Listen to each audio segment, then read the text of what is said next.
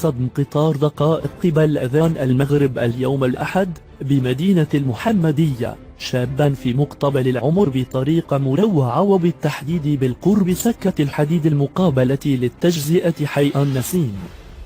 وحسب مصادر محلية فإن الشاب الهالك في عقده الثالث تحول جسده نتيجة قوة الصدمة إلى أشلاء، ولم تعرف إلى حدود كتابة هذه السطور إن كان الأمر حادثة أو عملية انتحار. وأضافت المصادر ذاتها أنه وفور وقوع الحادث حلت بعين المكان المصالح الأمنية والتي فتحت تحقيقا في الموضوع، بينما تم نقل أشلاء الهالك إلى مستودع الأموات. لا تنسى الاشتراك على قناتنا لكي يصلك كل جديد. شكرا لمتابعتك، إلى لقاء قريب.